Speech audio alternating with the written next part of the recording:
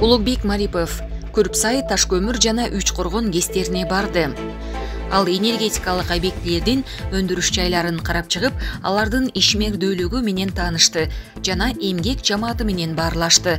Улукбек Марипов тийиштүү оңдоо иштерин өз убагында сапаттуу бүткөрүүнү жана объектилерди жылытуу мезгилине карата толук даярдыктан өткөрүүнү тапшырды. Мындан тышкары министрлер кабинетинин башчысы жергиликтүү калк менен жолугуп, алар менен социалдык, экономикалык мүнөздөгү актуалдуу маселелерди күз-кыш мезгилине карата даярдыктарды талкуулады. Иран өкмөтү Кыргызстанга Бандар Аббас портунан товар алып өтүү үчүн транзиттик жер тилкесин бөлүп берди. Бул тууралуу Нью-Йоркто Бириккен Улуттар уюмунун башкы ассамблеясы алкагындагы эки тараптуу жолугушууда тышкы иштер министри Руслан Казакбаевка Ирандын башкы дипломаты Хосейн Амир Абдуллахиян билдиргенин 24 сентябрда Кыргызстандын тышкы иштер министрлиги кабарлады. Мекеменин басма сөз кызматынын маалыматына караганда, жер тилкеси менен кошо Кыргызстандан чыккан же өлкөгө ташылып бараткан товардын транзити үчүн порттун тийиштүү инфраструктурада берилет. Бандар Аббас Ирандын түштүгүндө, Перс булумунда жайгашкан порт шаары. Эки министр соода-экономикалык, маданий-гуманитардык кызматташтыкты Афганистандагы абалды да талкуулашты.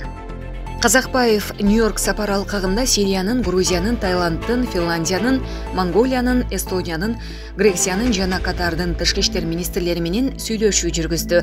Дүйнө лидерлеринин Нью-Йорктогу жолугушуусуна 100дөн ашуун өлкөнүн башчысы катышууда. Феликс Кулов Кыргызстан Талибанды таанууга камынып жатат. Саясатчы Феликс Кулов Акипресс агенттигине коопсуздук кеңештин төрагасынын орун басары Талатбек Масадыковдун жана президенттин администрациясынын тышкы саясат бөлүмүнүн башчысы Жээнбек Кулубаевдин Афганистанга барышы боюнча пикирин билдирди. Куловдун айтымында Масадыков Талибандын айрым жетекчилери менен тааныш. Бул маанилүү, себеби саясатта жеке байланыштар чоң роль ойнойт. Масадыковдун Афганистандагы абалды, тилди жакшы билиши, дипломатиялык тажрыйбасынын молдугу бир пикирге келүүгө жана ишеним жаратууга мүмкүнчүлүк түзөт дейт Кулов. Ал Талибан коңшуларына агрессия көрсөтпөй турганын, себеби ички саясатты бекемдеш керек экенин белгиледи. Негизи Талибандын ичинде пуштундар көп, андан кийин тажиктер, өзбектер турат, кыргыздар дагы бар. Ошондуктан байланыш түзүү керек дейт Кулов. Анын айтымында талиптер менен байланыш түзүү алгачкы булактардан эмне болуп кетиши мүмкүн экенин эртерээк билүүгө жардам берет. Талиптер мурдагы союздаштарынан Борбор Азияга жана башка өлкөлөргө агрессия көрсөтүүсүнө жол бербейбиз деп убада беришпедиби? Талибан менен мындай байланыш түзүү маанилүү. Бул иште Масадыковдун ролу чоң деп ойлойм дейт Кулов. Ал Кыргызстан Талибанды таанууга камынып жатканын айтты. Бул ишенимдүү байланыш түзүп, анан кийин Талибанды таанууга алып бара турган процедура. Жөн эле бийлигин тааный албайбыз. Ал жака барган өкүлүбүз жакшы байланыш, мамиле түзүүгө боло турганын, мамлекеттик деңгээлде ишеним бар экенин көрүшү керек дейт Кулов.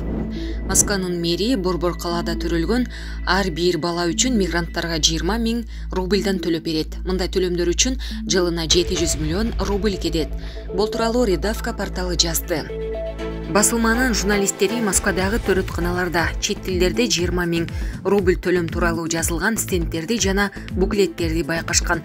Ушул эле билдирмелер Москвадагы төрөттөр сайтында да жайгаштырылган. Ал азер, англис, вьетнам, дарий, казак, кыргыз, тажик, түркмөн жана уйгур тилдерине которулган. 2021 жылы февралда Москва мэринин расмий сайтында Борбор калаада төрөлгөн ымыркайлардын ата-энелери төрөтканадан берилүүчү берек топтомунун ордуна 20 000 рубльдан компенсация ала алышарын жарыяланган.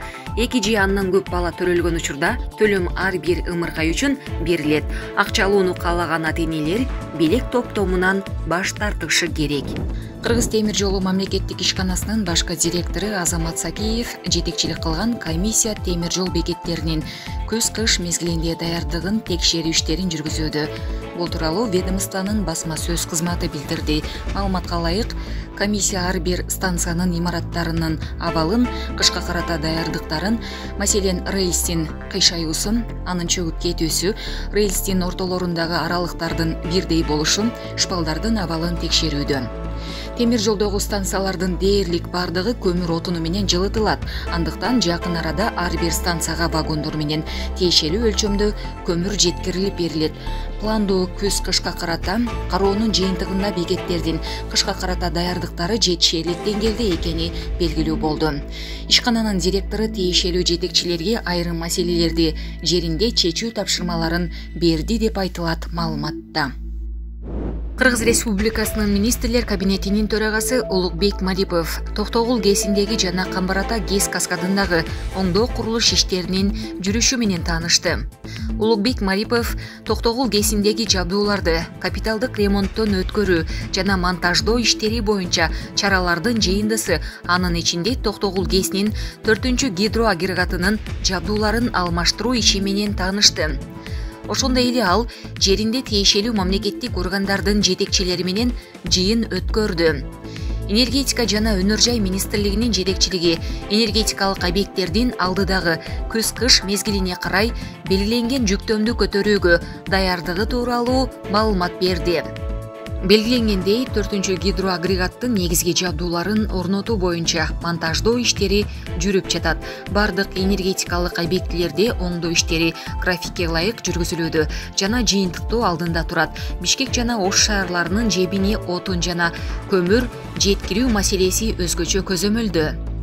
Улукбек Марипов керектөөчүлөрдү электр энергиясы менен үзгүлтүксүз камсыздоо үчүн КЭСтин жабдууларын калыбына келтирүү жана оңдоо зарыл жабдууларды Токтогул КЭСине жеткирүү боюнча бардык чараларды көрүүнү тапшырды. Токтогул КЭСиндеги монтаждоо иштеринин графигинде эч кандай кечигүү болбошу керек.